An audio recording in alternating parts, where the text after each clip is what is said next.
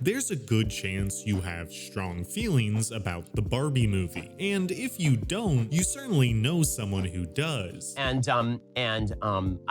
have thoughts. Celebrities, politicians, even normal folks like us seem to be thoroughly invested in whether the film is a masterpiece of feminist cinema or anti-male propaganda meant to corrupt young children. But the funny thing about this discussion is that it kind of misses the point entirely. You see, the biggest magic trick Barbie pulls off is making people on both sides of the aisle think that it's making profound or even radical statements about the world we live in. But once you look behind the curtain, it becomes clear that it's actually quite the opposite. So rather than looking at this film from a political standpoint, let's examine it on its own terms and see how the Barbie movie became a political Rorschach test. Something that you need to understand about film is that there's a difference between a movie's subject matter and what it has to say. This is why satire is so easy to misinterpret. A film like Jojo Rabbit depicts actions and imagery some would find offensive, but this is done so to critique rather than condone. But how do we know the difference? Well, believe it or not, good cinema is a lot like the essays you had to write in high school or college, with a thesis, supporting evidence, and a conclusion to drive it all home. Rather than using paragraphs of text, films establish these elements through imagery, dialogue, and plot, with that last one being arguably the most important. In a film like Star Wars, the thesis is established mainly by Obi-Wan's dialogue. It's essentially, you can only become who you are meant to be if you devote yourself to a higher calling. The supporting evidence occurs throughout the whole movie. Luke learning about the Force, rescuing the princess, and of course, joining the rebellion. And the conclusion, Luke trusting the Force to blow up the Death Star, proves that the thesis was right all along. Bad films, on the other hand, fail to establish these three elements, leaving the moviegoer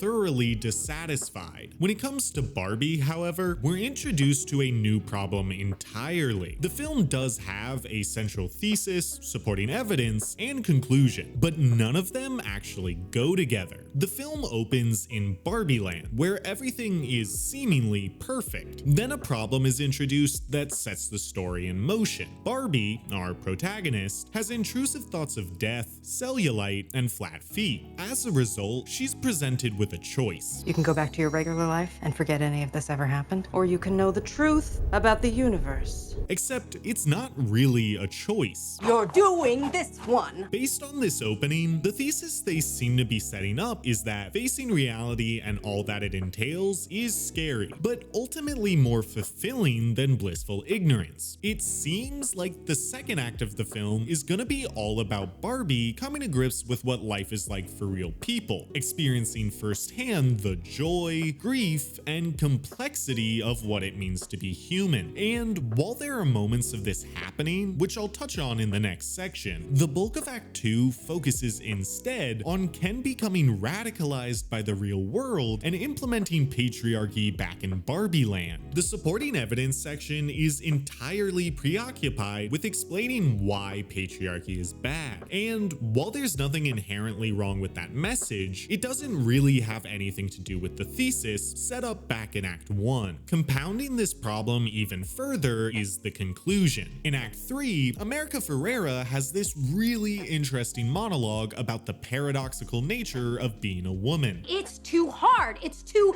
contradictory, and nobody gives you a medal or says thank you. Which inspires the Barbies to turn the Kens against one another so that they can regain control of the government. After all that takes place and everyone else has received their happy endings, I will beat both of you off at the same time. we're left with one last question. What about Barbie? What's her ending? With the answer being that Barbie becomes human. The conclusion of the film essentially says the complicated nature of being human is what makes it so worthwhile, which sort of lines up with the thesis, but definitely isn't connected to the supporting evidence. As a result, there is no singular theme or message that is fully developed. The lack of a cohesive narrative direction means that we get a movie which talks about a lot, but says very little. This is why anyone who watches Barbie can project their own ideology or biases onto the film. In the absence of of a controlling idea that guides the narrative, the audience is able to fill in the gaps with whatever messaging they want to hear. So how on earth did the Barbie movie wind up like this? Well, there are three main reasons that this story is so disjointed from a narrative standpoint. The first issue we need to discuss is also the most prevalent, and that's the lack of world building. To be clear, I'm not saying the Barbie movie needed to be like Lord of the Rings, where you know the name of every tree they pass by, where it went to college, and whether or not it thinks that the Beatles are overrated. But every story should establish the rules and status quo of the setting in which it takes place. Roughly 3/4 of the entire plot unfolds within the realm known as Barbie Land, but the movie explicitly doesn't want to explain what Barbie Land even is. They literally put in a scene where a Mattel employee asks for an explanation, but is provided no meaningful answers. Think of it as a town in Sweden,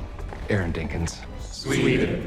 The just don't think too hard about it approach can work for certain movies, but the message Barbie's creators seem to be getting at is entirely based on the differences between Barbie Land and the real world. So explaining what it means to live there should be one of their top priorities. Not only that, but their failure to do so utterly hamstrings Margot Robbie's character arc. We barely get to witness a normal day in Barbie's life before things that are supposedly abnormal start to happen. At Barbie's party, for instance, she shouts out, "Do you guys ever think about dying?" But we don't know what exactly these thoughts entail or how long she's been having them. Has she been plagued by these ideas for weeks now, but too afraid to tell anyone? Or did they suddenly pop into her head that night at the party? Do the other Barbies simply ignore the concept of mortality? Or is the idea of death altogether unheard of? We don't know because they don't tell us. What about Barbie's day-to-day role in her society? Well, that's not established either. Margot Robbie outright tells the audience, "I'm stereotypical Barbie. I'm like the Barbie you think of when someone says, think of a Barbie."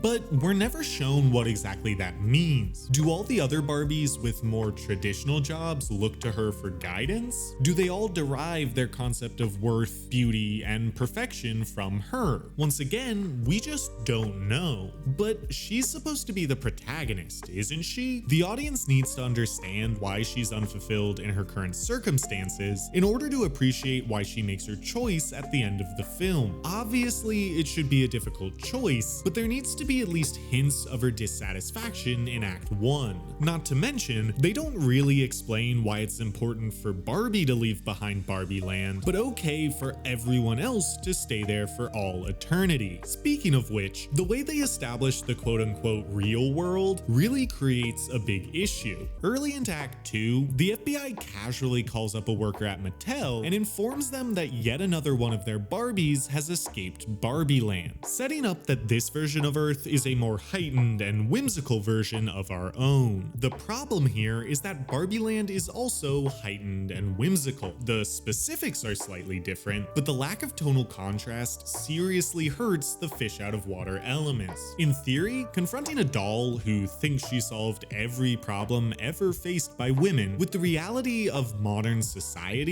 is a perfect setup for conflict, comedy, and commentary. But the way that Barbie depicts the real world means that these elements just don't work. The comedy is less punchy because Barbie and Ken aren't much goofier than some of the humans. Tell me your secret dream, child. And the commentary falls flat because Barbie isn't actually witnessing what real life is like. There are plenty of men who feel entitled to women's bodies and police officers who harass the people they are meant to help. But the way the film depicts these issues not only makes light of them, but just does not work with the central conceit of the film. As a result, much of what the film wants to say gets lost in translation, leaving the audience to make their own commentary. If you don't believe gender inequality is that big of an issue in modern society, you'll probably see Barbie's version of the real world and focus on how ridiculous ridiculous it is. It could very easily come across as liberal propaganda. If you do believe gender inequality is a big issue, the heightened elements are much less likely to bother you. You're much more likely to sympathize with what the film is trying to say, overlooking the places where the narrative elements failed to develop that message effectively. Not to mention, depending on where your sympathies naturally lie, you might just think that the main character of Barbie is someone else entirely, which leads me to reason number 2. So one of the most complex aspects of the Barbie movie is Ken, because despite what he might try to tell you, I'm just Ken,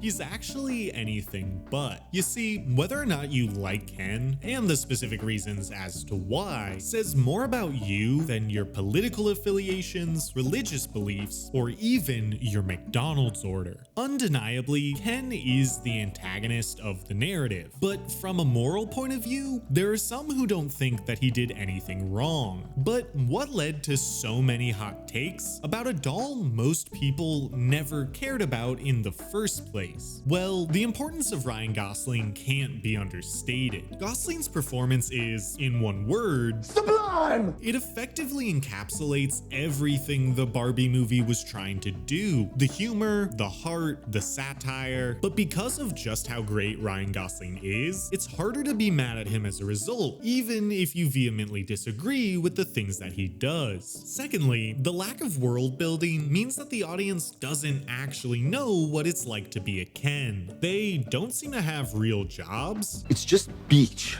And it's heavily implied that they're homeless, since Barbies are the only ones we ever see who own property. Beach Ken says that he and Margot Robbie are a couple, Because we're girlfriend-boyfriend. which Barbie doesn't deny, but it's never made clear what that relationship entails, not to mention who made this relationship happen, since by default, you'd assume stereotypical Barbie should be with stereotypical Ken. While it seems like everyone but Ryan Gosling is happy with the status quo, the movie clearly establishes the Kens as second-class citizens, and Barbie herself confirms that she doesn't really respect any of them. That's because Ken is totally superfluous. So while I don't condone the way he takes over Barbie Land, Kendom Land. Land Land of the free and the men. I understand why many sympathize with him so heavily. The radicalization of Ken is meant to parallel how disaffected males, especially those who feel rejected by women, revert to extreme and prescriptive views of gender in order to make sense of their own existence. They mistakenly blame women for their troubles rather than looking inward, or even outward, at broader societal issues. The problem with Barbie, however, is that we are explicitly shown that Kens are not given the same rights or privileges as the Barbies. While Ken's coup is by no means justified, the resentment he feels absolutely is. It's not like the Kens had a chance to hold power and then mess things up so badly the women needed to take control. The Barbies just chose to maintain a system in which they retained all political influence. Please may the Kens have one Supreme Court justice. You might be thinking, but the Kens were happy, so why does it matter? To which I'd point out that the Barbies were also happy under patriarchy. I like being a helpful decoration. But we view that as the result of societal brainwashing. So why should it be different for the Kens? The movie is so focused on what Ken singular and Ken collective is meant to represent that it fails to consider how it specifically depicts them within the text itself.